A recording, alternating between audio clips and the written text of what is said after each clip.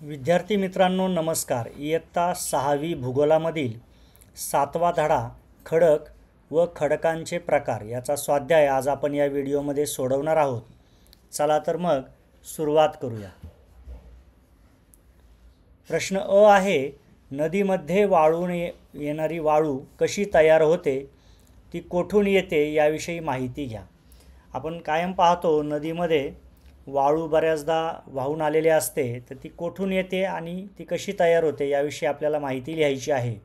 पाहूया, नदीमध्ये पाणी सतत वाहत असते। या वाहत्या पाण्यामुळे नदीच्या काठी असणाऱ्या खडकांची झीज होते। कालांतराने हे खडक फुटतात, त्यांचा भुगा होतो, त्यापासून वाळू तयार होते। नदीला पूर आला की नदी सर्व गाळ वाहून नेते आणि नदीत फक्त वाळू राहते।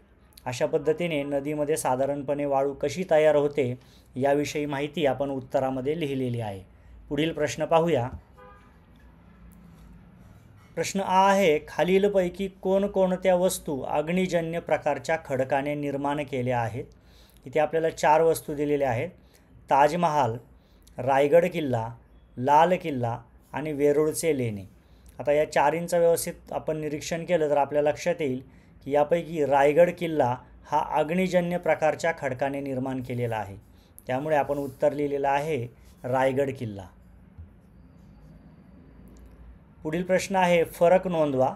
या ठिकाणी आपल्याला खडकांचे प्रकार दिलेले आहेत आणि त्यांच्याविषयी आपल्याला फरकाचे मुद्दे तक्त्यामध्ये लिहायचे आहेत। त्यातील एक आहे अग्निजन्य खडक व स्तरित खडक, यातील फरक आपल्याला लिहायचा आहे।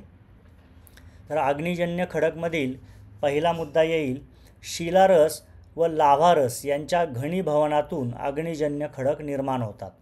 आता स्तरित खडक कसे निर्माण होतात ते पाहूया।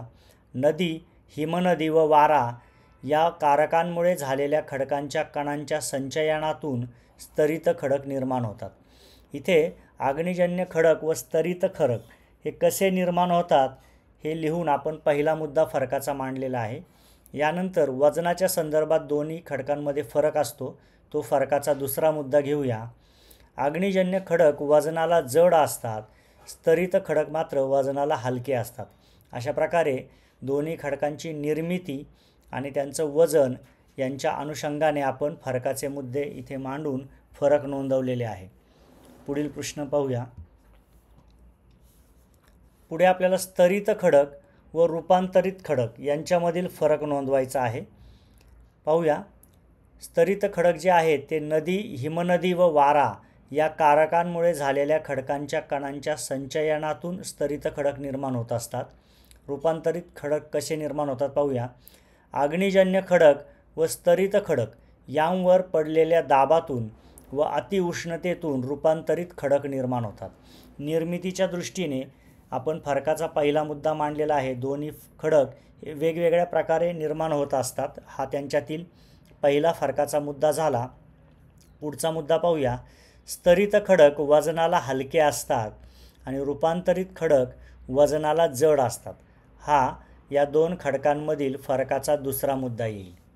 पुढील फरक पाहूया। पुढे आपल्याला अग्निजन्य खडक व रूपांतरित खडक यामधील फरक लिहायचा आहे। अग्निजन्य खडक पाहूया, शिलारस व लाव्हारस यांच्या घनीभवनातून अग्निजन्य खडक निर्माण होत असतात।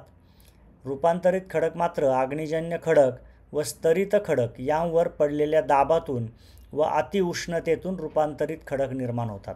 दोघांची निर्मिती कशी होते या मुद्द्यावर आपण त्यातील फरक मांडलेला आहे। दुसरा मुद्दा बघूया फरकाचा।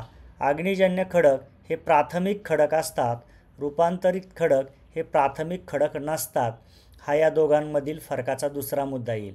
वजनाच्या दृष्टीने पाहिलं तर दोन्ही खडक हे वजनाला जड असतात आणि त्यामुळे आपण वजनाचा मुद्दा इथे फरकाचा घेऊ शकत नाही, परंतु अग्निजन्य खडक हे प्राथमिक खडक असतात आणि रूपांतरित खडक हे अग्निजन्य खडक व स्तरित खडक यांपासून तयार होतात, त्यामुळे ते प्राथमिक खडक नसतात, हा एक फरकाचा मुद्दा आपण या ठिकाणी घेतलेला आहे। पुढील प्रश्न पाहूया। प्रश्न ड आहे, महाराष्ट्रामध्ये खालील ठिकाणी कोणत्या प्रकारचे खडक प्रामुख्याने आढळतात। आपल्याला 3 ठिकाणे दिली आहेत महाराष्ट्रातील। या ठिकाणी प्रामुख्याने कोणत्या खडकाचा प्रकार असतो ते आपल्याला लिहायचं आहे. तर मध्य महाराष्ट्रात जास्तीत जास्त आपल्याला बेसॉल्ट खडक आढळतो. दक्षिण कोकणामध्ये जांभा खडक आढळतो. विदर्भामध्ये ग्रॅनाइट खडक आढळतो. अशा प्रकारे महाराष्ट्रातील दिलेल्या ठिकाणी कोणकोणते खडकाचे प्रकार आढळतात ते आपण इथे लिहिलेलं आहे. या ठिकाणी पाठाचा स्वाध्याय पूर्ण होत आहे. स्वाध्यायातील सर्व प्रश्नांची उत्तरे आपण व्यवस्थितपणे लिहिलेली आहेत. या सर्वांचा व्यवस्थित अभ्यास करा आणि स्वाध्याय आपल्या वहीमध्ये सुंदर हस्ताक्षरात लिहून काढा. आजचा व्हिडिओ या ठिकाणी पूर्ण होत आहे. धन्यवाद.